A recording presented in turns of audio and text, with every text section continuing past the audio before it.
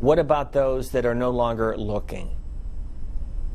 Yeah, so that 5.3% number leaves out a lot of people. That only counts anybody who is actively looking for work right now. And so if you have decided to go back to school and maybe come back when the job market gets better, if you got pushed into a retirement that you weren't planning on, if you decided to stay home with the kids because, hey, I can't find work anyway, or for that matter, if you're living in your parents' basement and trying to find, hoping that there'll be work opening up down the road, none of those people are counted in the unemployment rate.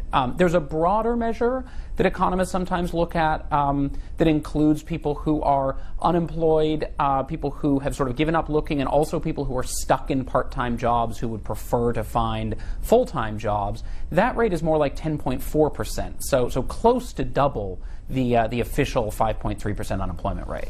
Ben Castleman, have you looked into the length of one's unemployment and how much easier or more difficult it becomes for that individual to find a job?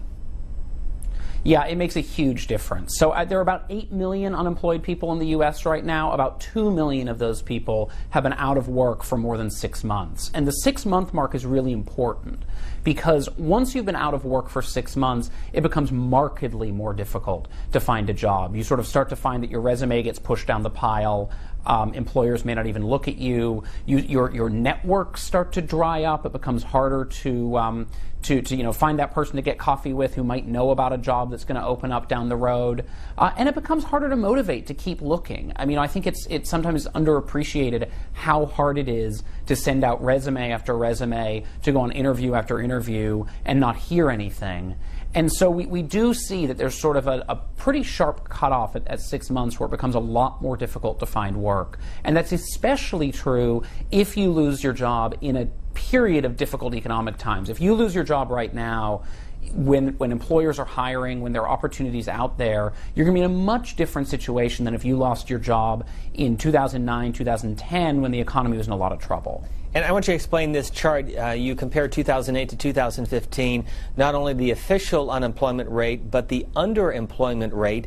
That has come down, but it is still significant. Yeah, I mean, so there's sort of two ideas here that I think can sometimes be difficult for people to reconcile. Things are getting better, and yet they're still not great. And so we've seen long-term unemployment fall. We have seen the unemployment rate for some of those groups that I mentioned, for blacks, for the young, for the less educated. All those groups have seen real improvement.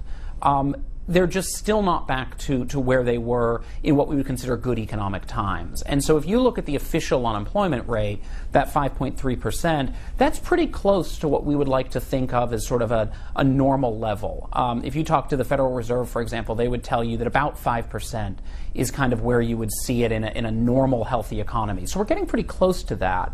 That 10.4% that I cited, that's the underemployment rate, people who are out of work or who